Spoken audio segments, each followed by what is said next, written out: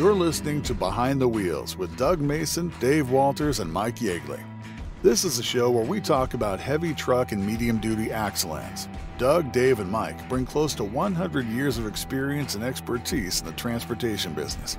Join us once a month to learn new things about axle-ends. Sponsored by Alcoa Wheels, the global leader in aluminum wheel innovation. Welcome to another episode of Behind the Wheels. I'm Mike Yeagley. I'm Dave Walters. And stepping in for us today is Doug Mason will not be here, so we have Michael Novoslawski joining us from Alcoa Wheels, the sales organization. Mike, how you doing? Good. How are you guys doing? Good to be here. Great to have you. For today, we're going to be talking a little bit with Jason Cuddy. He is the host of the Transportation Exchange podcast, put out by Rush Truck Centers. Welcome, Jason. Hey, thank you. Thanks for having me. So glad you were able to join us. Why don't you tell us a little bit about yourself, just to give us a little feel for who you are? Yeah, no, definitely. So currently, we'll start here and go backwards. So currently, account manager here at Rush Truck Centers of Canada, based in the Southern Ontario region. And I'm working out of the Oshawa location, so just a little bit east of the Toronto market. Got started 21 years ago in the trailer rental world. Did that for about 7 years. Did some forklift parts and service sales for 3 years, and then realized I had too many friends, too many connections in this industry. Got pulled back in and haven't left since. Went back into trailers. Worked at Ryder for a handful of years doing truck leasing, and then kind of morphed into the dealership world that we are in here. So that's the shortened version of how I got in here and the journey to today. I think everybody has a circuitous route to this business, unless you're like a Dave Walters where you're born into it. There's not a whole lot of people who go through high school thinking I'm going to be in this business. This is sort of a family industry, and a lot of us get sucked into it and fall in love with it that way. So why don't you tell us a little bit about the Transportation Exchange podcast? Yeah, so that came out. It was an idea we had. I mean, I'd been listening to podcasts for quite a while, and like anything, when you listen to it or watch it enough, you think you can do it. So you figure, hey, let's dive in and try this. So it's an idea I had, thinking there's a couple formats I'd listened to that I found intriguing, as far as they would talk to kind of, for lack of better words, local celebrities, and they'd get their background and their history, and kind of you learned a lot about the person you've seen all the time, but you didn't know who they were. And I'm like, that'd be kind of interesting for our industry. Again, it's a tight-knit group, as you know a lot of the people, but you don't know them, so you know who they are, you know what they do with you from a working point of view. You hung out with them at some industry events, but you never got to know the person. So I thought this would be kind of a cool way to provide some different content for the customers, allow us to kind of get into other, areas of the industry that we maybe don't touch with the products and services we offer, but it gets the name out there. But it gets us to know our suppliers, our customers a little bit better. And we kind of came up with a two-prong approach where we talk to OEM and manufacturers like yourself and, Cummins and Maxon and those kind of companies, and sit down with our main contacts, learn about the company, learn about the people and their background and how they got into the industry and, their path to where they are today. And then, talk about the products and services and kind of new information and technologies that, may not be aware to everybody. And on top of that, we've started talking to some key personalities, CEOs, owners of businesses, and dive into their history of how they got into it, how they started a company, what they've gone through, how did they grow it, what have they learned.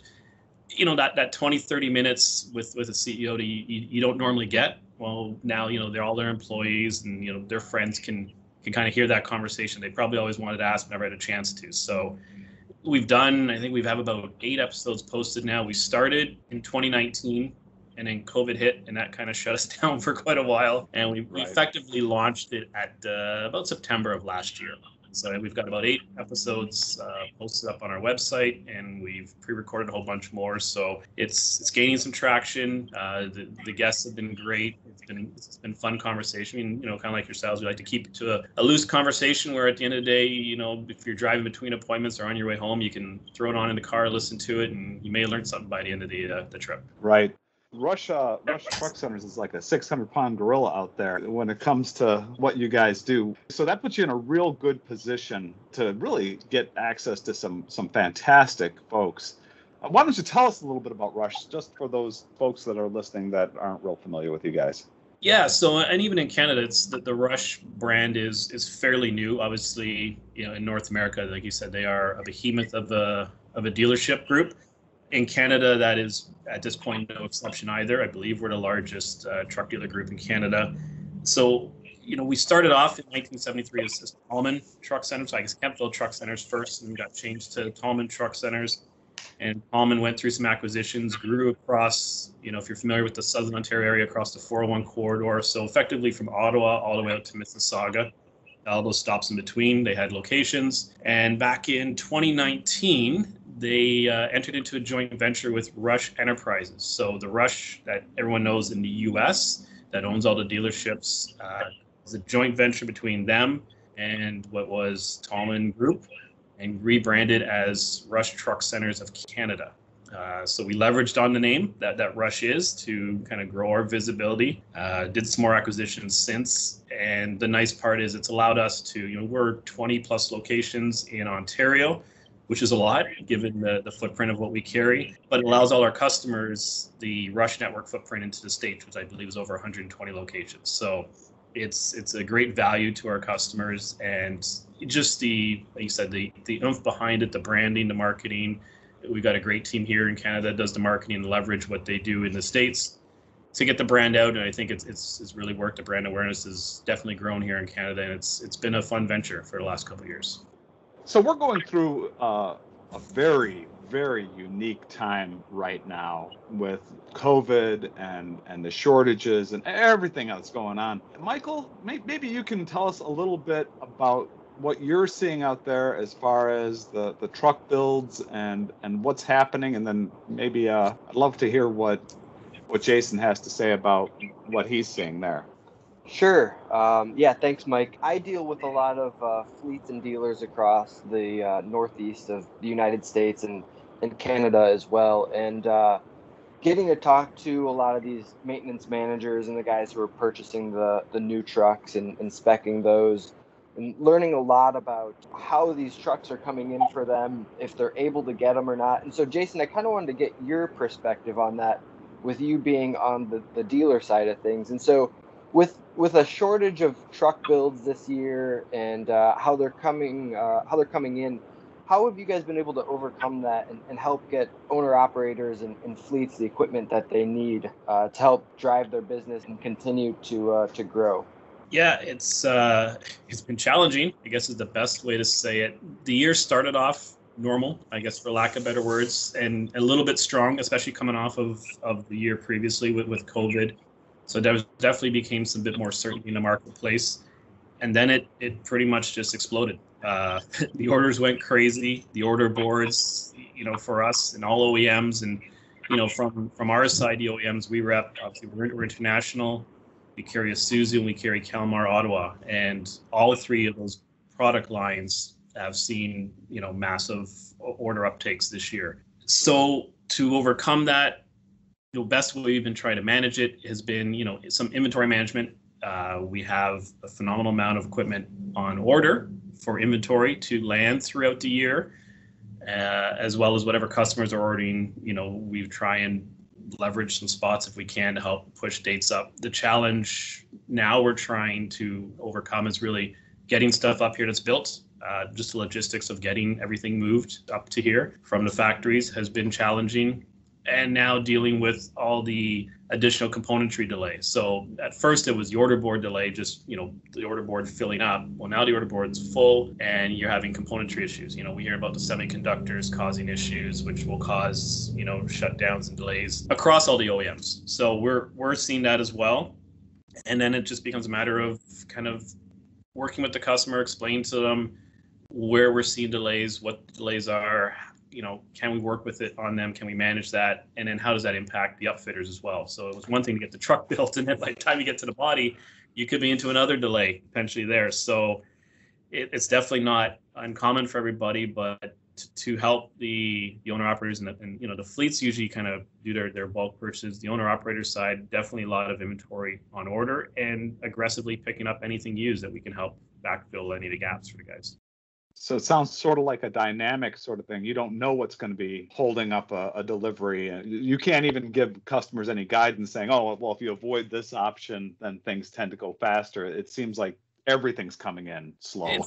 It seems like it. I mean, I think the semiconductor piece, and we heard about it, and then you start reading about it, and then you understand what it really is, and you kind of understand where the delays are. And it can be everything. I mean, anything from the truck itself. The dashes have a whole bunch of computers tied to it. Obviously, the engines themselves, right? Whether it's Cummins or our engine, the transmissions. There's a whole bunch of equipment on those trucks that require these pieces, and any one thing can slow you down. And now we're getting into some raw materials, whether it's steel and that, talking to some of the suspension guys where they may run out or be delayed getting, a little piece for suspension. But if everyone's running that suspension, that gets pushed out too. So right. You're seeing it getting stressed everywhere. So yeah, to your point, there really is no one thing where you can say, hey, if you don't take option A, the truck will come 6 weeks sooner. I don't, you kind of had that maybe at the start where you had some heads up on some componentry were already delayed, but I think now we're at a point where it doesn't really matter. Everything's all lumped together at this point. Last I heard, I'm hearing the semiconductor issue could be as long as 2 years before it's resolved. I don't know if you have better insight than that. I don't have any official insight other than what we've seen and read. I know I understand what caused it, and they have clearly about a 6 to 9 month basically delay of any production for this market, for the automotive market, including the consumer car market as well. So I think where everyone had an advantage was anyone who had stockpiled or had the componentry on the shelf got a few more weeks of production in before they started hitting some brick walls. But I guess it's the ramp up of moving away from the consumer electronic side of it and more into the automotive side is really what's kind of causing the great unknown. But yeah, so I think it really depends, I guess, on which factors being impacted as far as the componentry on the truck, as far as what the delays will be. Yeah, I think I was reading an article, I thought it was in Transport Topics, where they said that the latest is sort of a worst case scenario, but 2 years is unimaginable to me. This sort of thing go on for that long. I'm hoping. I guess I've been working on the assumption 6 to 9 months, and this will be resolved. But I'm wondering. I'm wondering how much I can trust what I'm reading. It's true, and I think part of it is the ramp up. I think the 6 to 9 months is where everyone took a break of building for this market, right? So you have that off the bat, regardless. You got to catch that up, but they all switched to making, the semiconductors for, phones and TVs, and, the uptick in the consumer market that everyone's at home. So people are buying TVs or buying better TVs and laptops and everything. Right. And if that market hasn't swelled down, then you've got to figure out how do you increase production, right? So if you haven't lost, that capacity, then that's probably where you're getting that time frame coming from. So you got to figure out how to ramp up and support both at the volumes they need to be at, which would be a monstrous task for sure. Yeah, I hope I'm wrong. I hope that article was wrong. So you probably have the best view. I'm thinking you probably have the best view of speccing, where customers are going speccing out what they want on their trucks. And I'd like to pick your brain a little bit what you guys are seeing. Let's start with medium duty. What do you see as being the big trends in the medium duty space? Medium duty wise, especially when we're talking to some fleets, what I'm starting to see trickle down, especially with interest as far as quoting options and even looking at taking, is a lot of the safety features. So we saw it in all the Class 8 stuff as far as, lane departure, the collision mitigation. That seems to be, I don't say a common stay, but it's definitely a more significant piece in the specs for those trucks. And that's definitely trickling down now, I'd say, to the medium duty. A lot of the fleets are very interested in the collision mitigation, lane departure warning, anything. Makes a lot of sense. Keep guys safe. Yeah, so we're seeing that being asked about quite a bit. That's been probably the biggest difference. Everything outside of that becomes very application specific. So depending on the vocation that the truck's going to be in, there's going to be some nuance to what guys are looking for. Some guys are still fuel economy depending on how far they're running with the little trucks. what they're doing. But yeah, the safety thing I'd say has been probably the biggest change or biggest uptick in questions when we're speccing for the medium duty. To me, that makes a lot of sense. Just conjecture on my part, but you're moving with the medium duty space, you move away from the professional drivers. You're getting more the kind of features that you see in the automotive side are going to be very interesting to that medium duty folk, because that's the kind of drivers they have, right? They're looking at the drivers and they're saying, well, lane assist would be a great one, and when you look at the litigation associated with that, it makes a lot of sense to have that a little extra safety. Is that sort of the reasoning you're saying? I mean, this is just me guessing. I don't really know. That's a fair point. With the fleets, we see it again. If, for up here, it's depending on the weight of the vehicle, the gross weight vehicle weight rating, it's you get the same license as you do to drive a car, to drive half these trucks, right? So to your point, the driver pool is, they're professional in the sense that they do it for a living, but they haven't had professional driver training. They don't have a certain different licensing. So yeah, so the driver pool is a little bit different. So fleets by that nature, I think, the litigation insurance and just overall wanting to make sure everyone's safe, that the safety piece kind of helps keep everyone in line, kind of in the same boat. When you get to the smaller companies where they have a couple of trucks, that feature is not quite as important to them. They only have a couple of trucks. The guy's probably been working there his whole life, kind of thing. So might be driving it himself. Yeah, exactly. Or they're driving themselves. So those trucks usually get replaced when they're done. So the life cycle is different than the Class 8 guys or even the fleet guys. They don't necessarily replace them every 3 or 4 years or every 5 or 6 years. It's a different life cycle. So, from a spec point of view, you're looking at componentry that needs to maybe last and hold up a little bit longer than the fleet buy, which has a life cycle of 4 or 5 years or 6 years and then cycled out and replaced again. So the requirements of how long that thing looks nice and holds up can be different depending on the application. So looking at it from a little larger scope, just the whole industry, both heavy truck, medium, everybody, what are you seeing customers get excited about when they're looking at trucks? Where do you see the industry going? So the big buzz, clearly we see it a lot, and I get asked about it a lot, and we're still, for some of our product lines, we're still kind of in the infancy of it, but definitely the electrification of the vehicles. That seems to be a hot topic. Depending on where you are, here, in Canada and Ontario specific, a lot of it is, subsidy driven. There's not a lot of financial support currently for bringing these product lines on. So we don't see a lot of it here yet. A lot of guys are interested in doing their homework, finding out what OEMs are there. Obviously, our Calmar Ottawa has a fully electric shunt truck that's being tested in the Northeast to make sure it can handle the winters and all that. So there's a lot of buzz on that truck. I know there has been in Western Canada for it. So that's one of the product lines we have where we have something kind of on the shelf that we can talk about and bring out to guys. The other 2 product lines are coming. It's just, it's timing and it'll take some time. But that seems to be the biggest buzz that guys ask me about.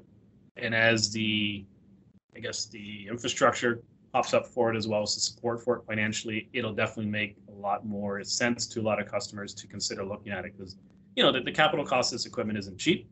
And depending on what your ROI is, you're looking to get out of the truck, your time frame's got to make sense for the investment. I know in places like California, the subsidies almost neutralize the cost of the electrification. So it almost becomes a no-brainer to some extent. So at some point I could see, there being more aggressive subsidies to offset this. But as it stands right now, it's not there enough to really be a big draw for everybody. But they're definitely excited to learn more about it, whether it's a hybrid version that you see some manufacturers are making for just electric drivetrains or it's a full-out OEM offering. And then on top of that, the other one we're seeing a lot more, just the technology. The safety, we've talked about that. So that seems to be kind of commonplace on the Class 8 guys. They like the lane departure, the radar. The technology that's on these trucks is stunning, when you think about it. As far as from a safety point of view, it's pretty neat. And then just the ability for the truck to communicate. So with the Navistar product line, they have their on-command connect, which is the remote diagnostics. So you can get information pushed to you as a fleet manager of what's going on with the truck. When there's a check engine light, you can tell the driver what's going on. schedule a service call, wherever you are and get to keep the guy running. Like that wasn't around 20 years ago when you're running fleets. You had to wait for the guy to break down, find a payphone he can call you and coordinate. Right. So if you're running a fleet or you own a company, this stuff is extremely powerful. It's extremely exciting, and it's bottom line savings for you because you're taking costs out of your business. So the technology, I'd say, is definitely the exciting things to talk about for all the OEMs. Michael, what are you hearing? Are you hearing any buzz in your wanderings about electrification? So I deal with a lot of transit fleets as well, and there's a lot of testing going on in the industry. I don't think anyone's fully there yet. There's no fleets out there that are fully utilizing electric trucks right now, but New York City Transit, they have a few buses in their fleet that they're testing. And I mean, I know I've seen some garbage truck companies that are using and testing electric trucks. So I think it depends on the application of the trucks where you're seeing these electrifications taking place. And I think that's the biggest thing because range is obviously a huge part of electrification. If you have a truck that's only going a couple hundred miles a day, like a school bus fleet where they have the same route scheduled every single day, I think that's where we're starting to see it a whole lot. I think it was like Montgomery County down in Maryland, I believe. I think they're one of the first fleets, the school bus fleets that are starting to switch everything over to electric school buses. So it'll be interesting to see how that takes place and how the infrastructure actually comes in and they're able to charge these buses. I'm curious to see how much money they're actually going to start saving in fuel costs too, because that'll be really interesting to see. Yeah, and that's I would imagine, Jason, you deal with a lot of different fleets. I'm sure they're all keeping a real close eye on the costs. I hear electricity, costs may be coming down. I mean, you hear all sorts of stuff. And like Dave and I talk a lot, I watch this stuff, but I'm sure that the fleets are watching it 100 times more closely than I am. So if you have their ear a little bit, maybe you have a little more insight. Well, definitely the fleets. Yeah, you said the fleets that crunch the numbers well, and most do, obviously, most big fleets. But when you get to a certain size, you've got someone managing that fleet. The nuts and bolts, and you're measuring everything: fuel economy, tire wear, maintenance costs, and most of them got it down to a cost per mile, depending what they've put into that cost. But they've got a number, and so what you're trying to hit on an ROI when you get to electrification of the vehicle. Obviously there's some upfitting costs as far as the infrastructure at the facility to account for. So, those may hit different buckets for guys. So there's an initial upfront cost.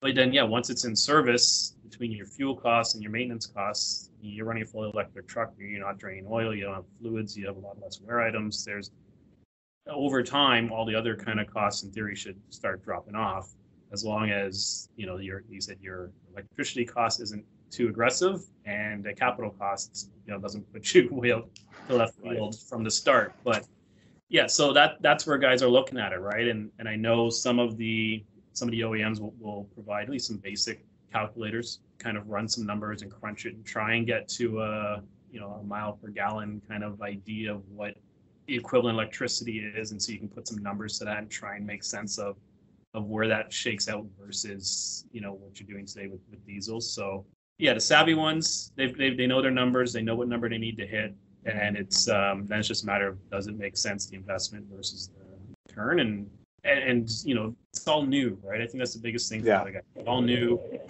How long do the batteries last? What's the cost to replace the batteries? I lived through it in the forklift world. Granted, it's about 15 years ago, but things were going to AC power electric equipment, and the initial upfront cost was huge, but once guys got into it for a little bit, the benefits totally outweighed. Maintenance was a lot less. So despite the higher capital costs, the return on investment totally makes sense once they pick it. So I think as the technology grows here, you get a lot more data coming from different companies that are running it. Guys can crunch the numbers and really see what the value is in it before them versus companies. Hey, Dave, welcome back. Hey. Thank you. I've been listening, but I didn't realize somehow in this modern technology my mic was muted and I don't know. So hope you can hear me now. But anyhow, I wanted to kind of throw in, Jason, I think, is right on about right now electrification to what I would say major fleets is everybody's watching it very closely, but until they can see, they understand their costs so great. Sometimes I think, wow, us suppliers or vendors out there trying to tell them about this is going to save you this. They know that better than what we do, and they are looking at everything. And as soon as it makes sense, I come back to the natural gas, and the waste industry really jumped into the natural gas because there was all this government money. And I haven't heard where, certain states are really pushing electrification, but, when you're running 48 states, where's the money coming from to subsidize you? So that's one of the big things they look for. And like I said, I remember the natural gas much similar. If you had a truck that was going to be back to the same thing, you could get that done. And we thought it was really going to take totally over the market, and really didn't do that. So I think everybody's watching because fuel costs is the most expensive thing they have. If they can do away with fuel costs, that's big time money. But again, what's your offset? So that's kind of where I see, and Jason, I think, hit that right on the head. So that gets into a bigger discussion on all the components. We talked about electrification. That's a huge change, but there's a lot smaller changes that customers have to be thinking about. And Dave, I'm going to just take a break here. If you could mute again, and I hopefully you'll be able to come back if we need you, but there's a lot of background noise. If you could mute it, I'd appreciate that. We have this huge thing, electrification out there, but there's a lot smaller decisions that customers are having to make about component by component by component. How do you work with customers? How do the dealers work with customers to guide them through that? It seems it's sort of like a little bit of a maze. There's so many choices. The customers love choices, but it can get tricky. So is there a process, a guideline that you use? It's it varies, I'd say, by customer, sometimes application, and sometimes by dealership or even salesperson. And the reason I say that is there are fleets that will have, this is my spec, these are my components, do not deviate, I want this manufacturer for this piece, that's how you're quoting it. And largely that's probably because they have a shop at their place where they have parts on the shelf that if you throw in supplier A and they have supplier B, it's a nightmare for them because they don't have parts on the ground. So part of it is how they are set up to support the fleet once it's been acquired. When you get into the smaller companies that aren't running their own shops, sometimes it comes down to the dealer support and the salesperson support. Personally speaking, if I'm going to sell a company a truck, I want to make sure that all the components that are on there, I have support for if there's an issue, or if there's a failure, if there's a question, if there's a warranty item. So if I have a good relationship with the OEM rep from those componentries, traditionally they're the ones I quote, so that I know something happens with an axle or something like that. It's one phone call. They can come out, they can check, they can talk to the customer, walk us through it, and help us through it. Where if I'm going strictly on a price and I don't know the rep or the company very well, and but it's the cheapest piece, if something goes wrong, I'm by myself. We'll figure it out. We're there to support the customer, but it always helps to have the OEM on your side to help walk you through things, and they're always willing to get involved and help support the customer. And that's usually why I'll talk to the customer too. I put on these components because I know X, Y, and Z person who, if you want to meet them, if you want to talk to them, let's help you out. Like recently I had a truck that was having some performance issues. We weren't sure really what it was. Sent the VIN of, ended up being a transmission thing, sent the VIN to my transmission rep. He looked at it, said, we could change the parameters on it. So he changed it. He drove out to the customer's place, plugged in that day, fixed the parameters, and off we went. But if I don't know the guy, I can't make that happen. So a lot of it is, how well can those componentry support your customer? Obviously, you got to be able to perform and do the duty. That's the other piece. So you got to make sure you're speccing the right thing. But if you've got the support and they're willing to help and work with you to keep the customer happy when there are issues, I think that's a huge factor as far as looking at the manufacturers that you partner with to support your customer with on the product. Does Rush have like a stable of component manufacturers that they prefer working with? Is that basically what I'm hearing? Is that, you know, these are people that we know, we trust, and that when we put the Rush name out there, that we know these people aren't going to leave us out hanging? Yeah, to a certain extent. I mean, it's I mean, clearly when we have our sales meetings and that we'll bring in those guys, you know, so the management team does a great job of making sure we know who the people are at all the OEMs so that we are not left high and dry. Right. You know, because if there's a stock piece of equipment on the ground that has componentry B, I mean, it's on the ground. It is what it is. The guy wants it. That's great. If something goes wrong, we need to figure out who is that rep if we need it when something happens. So they've done a good job at making sure, as you know, new sales guys get on board or just you know, throughout the year, we're getting touch points with the different OEM reps to talk us through, you know, whether it's new products, but at least you know who the person is. So, you know, you probably need them once or twice a year, maybe. But it's that once or twice a year when you need them is you're scrambling because someone's yelling at you because the truck's broken down and we can't figure it out. So the biggest piece is knowing who to call to get some information, or even while you're speccing it, right? You have a person you can talk to and ask some questions and get some clarification on, hey, this is the application. I'm looking at, you got 3 different product lines. Which one should I be using here, right? Or they'll come with you to see the customer and let them ask the questions. So the relationship, I think, is key, you know, from start to finish. But yeah, definitely, you know, Rush as a dealership, you know, we work well with all the OEMs, and we, you know, we make sure that the team is aware of, you know, who the best person is to contact when we do need them. Any final words for our listeners from yourself and Rush before we sign off? You know, from a selfish point of view, definitely want them to check out the podcast. I know we've had a chance to chat, and that'll be coming up soon. So make sure to keep an eye out, and we'll cross promote that as we go. But you know, definitely, it's an interesting year this year. It's going to be a fun one to navigate.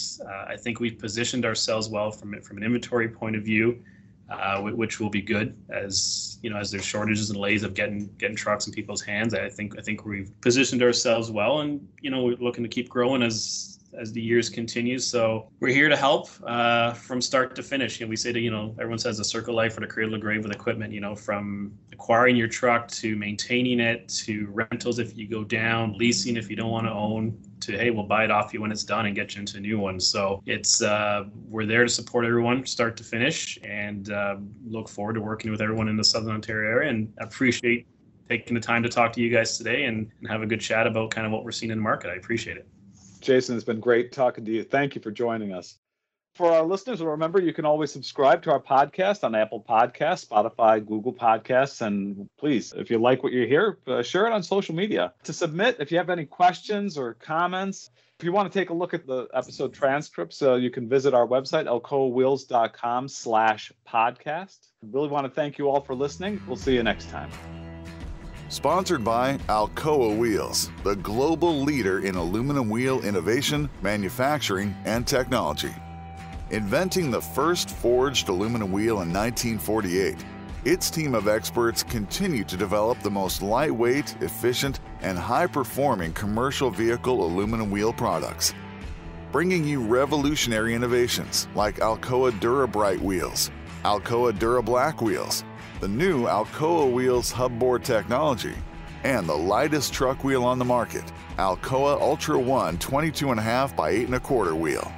Alcoa Wheels, the global leader in aluminum wheel innovation.